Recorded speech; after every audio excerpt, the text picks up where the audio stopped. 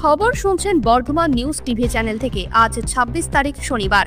জানাবো আজকের গুরুত্বপূর্ণ 10টি তাজা খবর। শুরুতেই হেডলাইন্স। ঘনিষ্ঠ মুহূর্তের ভিডিও ফাঁসের নেপথ্যে দলেরই কেউ মুখ খুলেই বিস্ফোরক দিলীপ বললেন ষড়যন্ত্রের শিকার। মমতার অপরাজিতা বিল নিয়ে বিতর্ক, ফাঁসির সাজা অত্যন্ত কঠোর, ধর্ষণ রুখতে রাজ্যে অপরাজিতা বিল ফেরত পাঠিয়ে দিলেন রাজ্যপাল।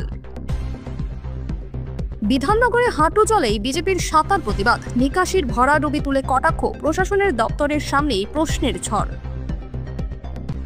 এনআরসি নোটিশ হাতে পেয়ে ফালাকাটার অঞ্জলি শীল চ্যালেঞ্জ ছুলেন, আগে সত্যতা যাচাই হোক। রাজস্থানে গ্রেফতার বাংলার শ্রমিক, জেসিবি দিয়ে কাঁটা তারের ওপারে ফেলে দেওয়া হয়েছে। বাংলার শ্রমিকের বিস্ফোরক অভিযোগ, মাথায় হাত পরিবারের। ভিন রাজ্যে বিপদের মুখে পড়ছেন বাংলার পরিযায়ী শ্রমিকরা, সহায়তায় এগিয়ে এলো রাজ্য পুলিশ। চালু হলো 24 ঘন্টার হেল্পলাইন নম্বর। মার খেয়ে ফিরবেন না, পাল্টা দিন। ভোটের আগে পাল্টা মারের হুঙ্কার মিঠুনের, কি বললেন কুণাল। হিন্দি ইংরাজি নয়, এবার কলকাতা পুরসভায় বাধ্যতামূলক বাংলা। রাজ্য সরকারের নতুন নির্দেশে ভাষা ব্যবহারে জোর দেওয়া হলো মাতৃভাষার উপরই। তালা বন্ধ কলেজ, ক্লাসের বদলে গেটের বাইরে বিক্ষোভে মেদিনীপুর হোমিওপ্যাথি কলেজের ছাত্রছাত্রীরা। জেরক্স সেন্টারের আড়ালে আধার জালিয়াতি চক্র, ভুয়ো নথি দিয়ে তৈরি হচ্ছিল আসল আধার। পুলিশি অভিযানে ধৃত 2 যুবক। কুণালের নাম শুনেই ক্ষোভে ফেটে পড়লেন মিঠুন, বললেন বকবক করা যার স্বভাব তাকে পাত্তা দেই না।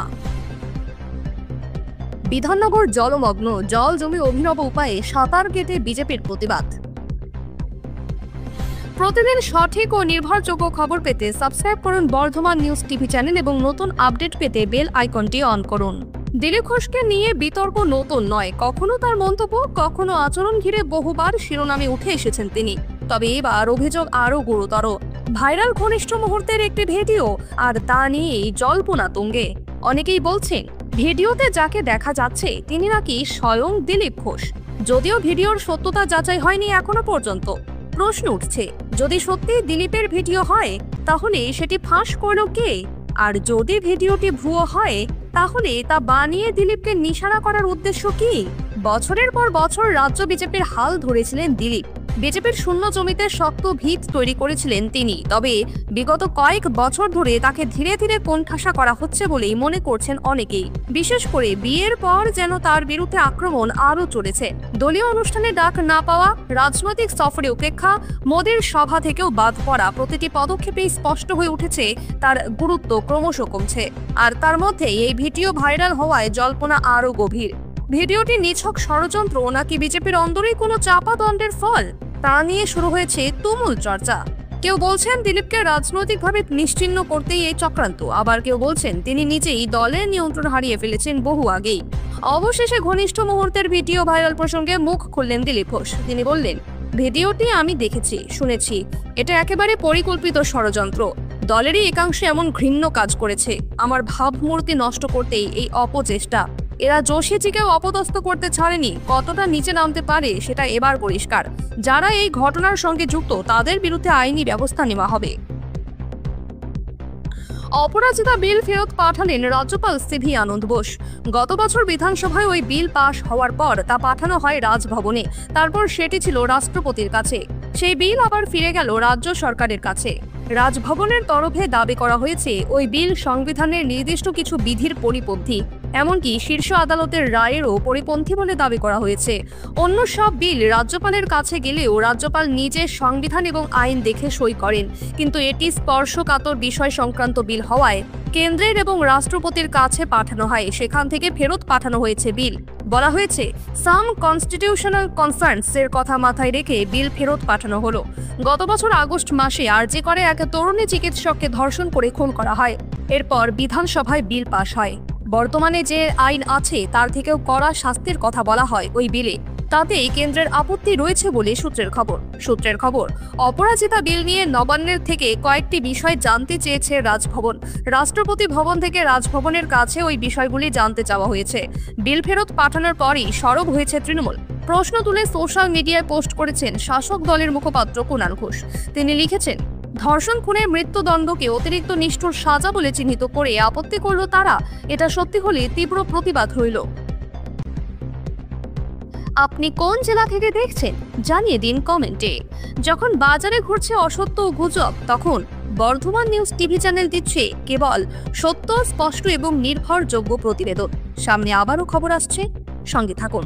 আসছি পরবর্তী খবরে। বৃষ্টির জেরে জলমগ্ন সল্টলেকের রাস্তা, আর সেই জলমগ্ন রাস্তাতেই অভিনব প্রতিবাদে সামিল হলেন বিজেপির যুব মোর্চার কর্মীরা। ইসি ব্লক ও এফটি ব্লকের মধ্যবর্তী এলাকায় জমে থাকা হাঁটু জলে সাঁতার কাটলেন তারা, যা দেখতে রাস্তায় ভিড় জমল কৌতূহলী জনতার। পরে পুলিশ এসে তাদের সরিয়ে দেয়। বৃহস্পতিবার মধ্যরাত থেকে লাগাতার বৃষ্টিতে শহরের একাধিক এলাকা জলমগ্ন। সল্টলেকের বাসিন্দার অভিযোগ, নিকাশির খারাপ ব্যবস্থার ফলেই নর্দমার জল উঠে এসেছে। বিজেপির যুবনেতা সঞ্জয় পরা কটকের সুরে বলেন, নিকাশি ব্যবস্থা এই রাজ্যে সম্পূর্ণ ভেঙে পড়েছে। তৃণমূল সরকার ইকোসিস্টেম ধ্বংস করেছে বলেই এই অবস্থা।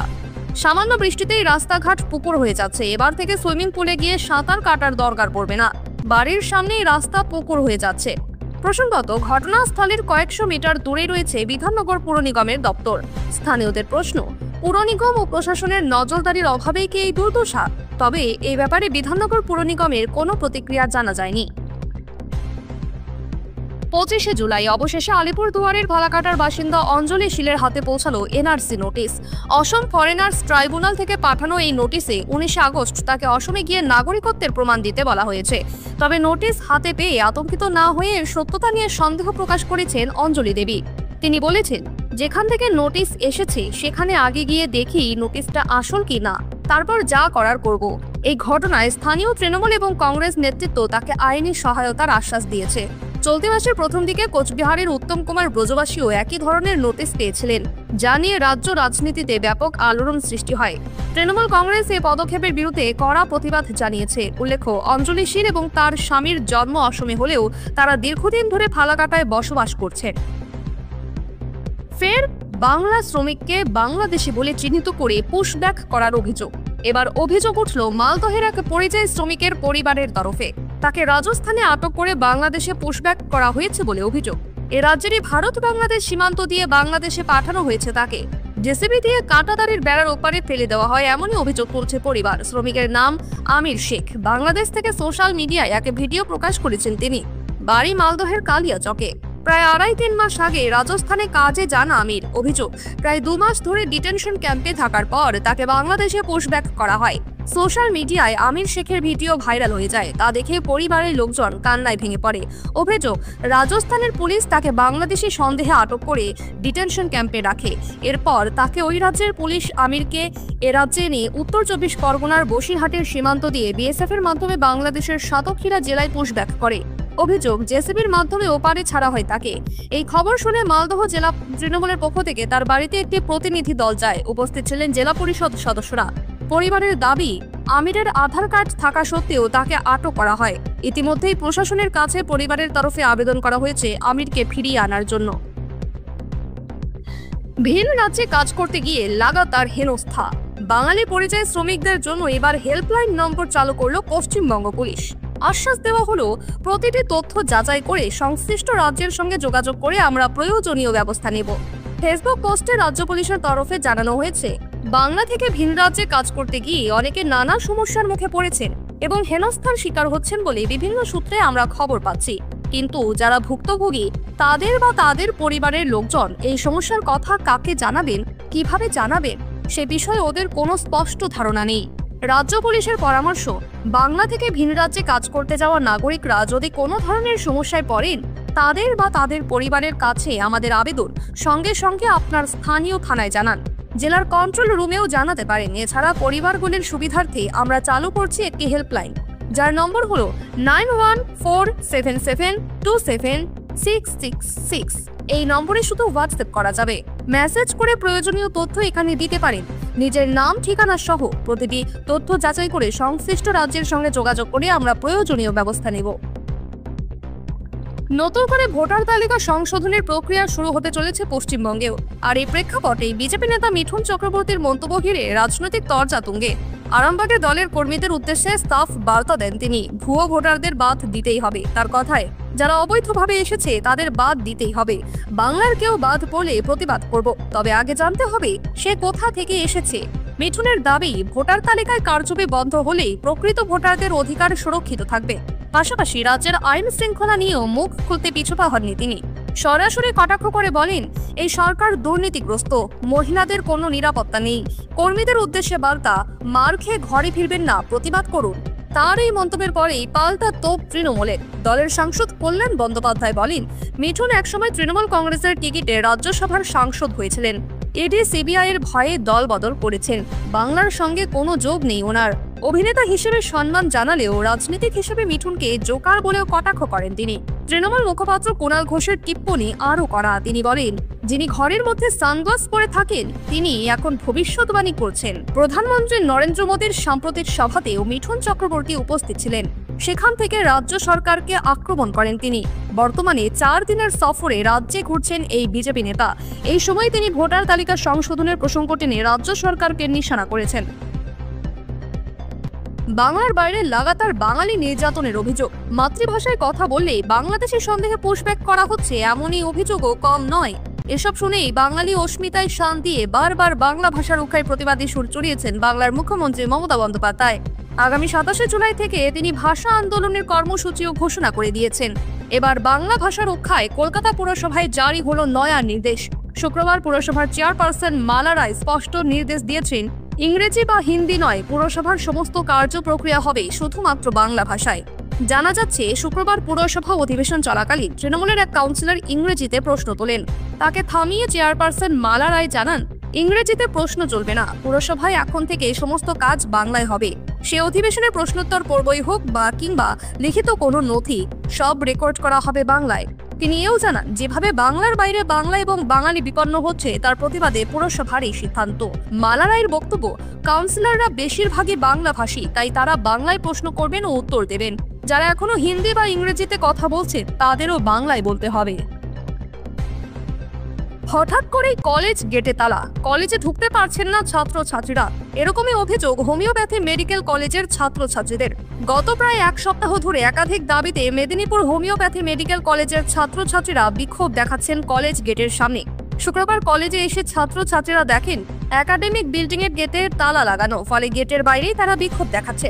অভিযোগ, প্রিন্সিপাল গেটে তালা দিয়ে চলে গিয়েছেন এবং চাবি খুলতে না বলে গিয়েছেন। ছাত্রছাত্রীদের অভিযোগ, এই মেডিকেল কলেজে পড়াশোনার হাল তথৈবচ। বিগত কয়েকদিন ধরে কলেজের বিভিন্ন ইস্যুকে সামনে রেখে তাই অবস্থান বিক্ষোভ দেখাচ্ছেন কলেজের ছাত্রছাত্রীরা। এক কলেজ ছাত্রী বলেন, অনেক স্বপ্ন নিয়ে কলেজে ভর্তি হয়েছিলাম, কিন্তু কলেজে ঠিকমতো ক্লাসই হয় না, কলেজের শিক্ষকরাও আসেন না অনেক সময়ে। এইভাবে চলতে থাকে, পরীক্ষায় ভালো ফল হবে কিভাবে? ছাত্রছাত্রীদের অভিযোগ, কলেজ গেটেই তালা দিয়ে দিয়েছেন প্রিন্সিপাল। কলেজ কর্তৃপক্ষের তরফে এই নিয়ে কোনো প্রতিক্রিয়া পাওয়া যায়নি। জেরক্স সেন্টারের আড়ালে জাল আধার কার্ড তৈরির চক্র, 2 জনকে গ্রেফতার করার পাশাপাশি একটি ল্যাপটপ, ফিঙ্গারপ্রিন্ট মেশিন সহ বেশ কিছু জিনিসপত্র উদ্ধার করে মিনাখা থানার পুলিশ। পুলিশ জানিয়েছে, ধৃতদের নাম বাকি বিল্লাহ গাজী ও আব্দুল মাতিন। পুলিশ গোপন সূত্রে খবর পেয়েছে, বচ্চরা বাজারে অ্যামিনিয়া জেরক্স সেন্টারের আড়ালে অবৈধভাবে ভুয়ো আধার কার্ড তৈরি করার অভিযোগ ওঠে। গোপন সূত্রে সে খবর আসে মিনাখা থানার পুলিশের কাছে। মিনাখার পুলিশ ওই জেরক্স সেন্টারের মালিক বাকি বিল্লাহ গাজী ও আব্দুল মাতিন নামে 2 জনকে গ্রেফতার করেছে। ওই জেরক্স সেন্টার থেকে একটি ল্যাপটপ এবং একটি ফিঙ্গারপ্রিন্ট মেশিন, আধার কার্ডের জন্য চোখের ছবি তোলার বিশেষ মেশিন সহ আধার কার্ড তৈরি করার বিভিন্ন ধরনের জিনিসপত্র ও বেশ কিছু কাগজপত্র উদ্ধার করেছে। স্থানীয় বাসিন্দাদের দাবি, এই জেরক্স সেন্টারের আড়ালে অবৈধভাবে ভুয়ো আধার কার্ড তৈরি করা হতো। সেই ঘটনায় পুলিশ তাদেরকে গতকাল আটক করে এবং জিজ্ঞাসাবাদের পর গ্রেফতার করেছে। এমনিতেই দেশের নাগরিকত্ব সুনিশ্চিত করতে তৎপর নির্বাচন কমিশন। সূত্রের খবর, আগামী সপ্তাহ থেকেই বাংলাতে হতে পারে এসআইআর। সেই পরিস্থিতিতে দাঁড়িয়ে এখনো এহেন ধরনের চক্রের হদিশ মেলায় উদ্বেগে প্রশাসনও। দক্ষ সংগঠকের অভাব এবং ঘরোয়া কোন্দল, জোড়াফলায় বিদ্ধ বঙ্গ বিজেপি শিবির। একের পর এক নির্বাচনে বাংলায় দাঁত ফোটাতে পারেনি তারা। 26 লক্ষে দলীয় কর্মীদের চাঙ্গা করতে আসরে মিঠুন। দলীয় কর্মীদের সঙ্গে বৈঠকের মাঝে তৃণমূলের অন্যতম রাজ্য সাধারণ সম্পাদক কুণাল ঘোষের নাম শুনেই মেজাজ হারালেন মহাগুরু। সাংবাদিকের বোম ছুড়ে ফেলে দিলেন তিনি, পাল্টা জবাব তাকে দিলেন তৃণমূল নেতা।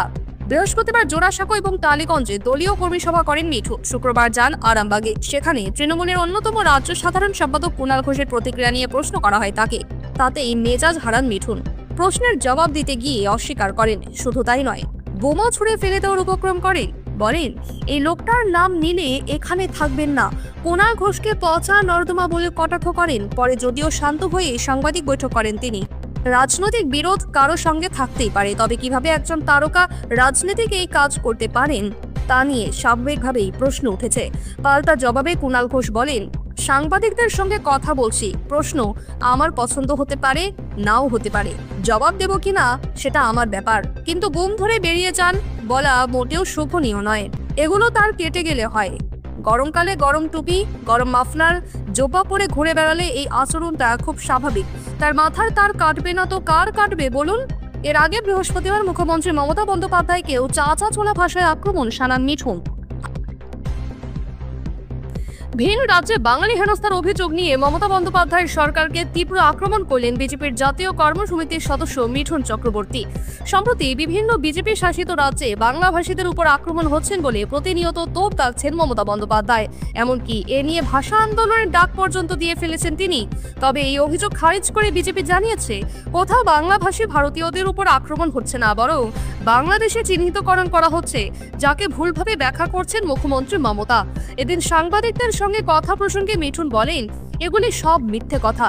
আমি নিজে বেঙ্গালুরুতে একটি হোটেল খুলেছি, যেখানে বেশিরভাগ কর্মী বাঙালি পরিযায়ী। সেখানে কোনো বাংলাদেশি নেই। যদি কেউ বাংলাদেশি থাকেন তবে নিশ্চয়ই তাকে বাংলাদেশি বলে চিহ্নিত করা হবে। মমতা বন্দ্যোপাধ্যায়কে নিশানা করে মিঠুনের অভিযোগ, উনি সবেতেই বিতর্ক তৈরি করতে চান। আদতে ঘটছে না কিছুই। বাংলাভাষীরা যেমন ছিলেন তেমনই আছেন। আমরা এই মিথ্যার বিরুদ্ধে লড়ে যাব। রেস্তোরাঁ রিভিউ, শুধু বাঙালি হেনস্থা নয়, ভোটার তালিকা সংশোধন নিয়েও তৃণমূলকে বিঁধেছেন মিঠুন। মমতার নির্বাচন কমিশন ঘেরাওয়ের হুঁশিয়ারি প্রসঙ্গে তিনি বলেন, মমতা বন্দ্যোপাধ্যায় এর বাইরে আর কোনো উপায় নেই। তবে নির্বাচন কমিশন নিজের মতো কাজ করবে। কমিশন ঘেরাও হলে ভুয়ো ভোটারদের অবশ্যই বাদ দিতে হবে, তবেই স্বচ্ছ ও নিরপেক্ষ ভোট হবে। বৃহস্পতিবার উত্তর কলকাতার 2 বিধানসভার বুথ কমিটির সদস্যদের সঙ্গে বৈঠক করেন মিঠুন। দলের কর্মীদের তার বার্তা, দলাদলি ছেড়ে কাজে নামুন। অমুক দাদা তমুক দাদা চলবে না, আমাদের দাদা নরেন্দ্র মোদী। আমি নিচু স্তর থেকে সভা করব, আপনারা সহযোগিতা করুন। কেউ মারতে আসলে ভয় পাবেন না, প্রতিরোধ করুন, পাল্টা দিন। বিভেদ ভুলে একসঙ্গে মাঠে নামতে হবে। বুথে বুথে সব মানুষের কাছে যেতে হবে। সবাইকে এক হয়ে কাজ করতে বলছি। কোনো পুরনো নতুন নয়, আমরা সবাই বিজেপি। 26-এ আমরা সরকার গড়ব। আপনাদের ভালোবাসা ও ভরসায় আমরা পৌঁছে দিচ্ছি সঠিক ও বিশ্বাসযোগ্য খবর। আজকের মতো এখানেই শেষ। সঙ্গে থাকার জন্য ধন্যবাদ। দেখা হবে আবার বর্ধমান নিউজ টিভির পরবর্তী বুলেটিনে।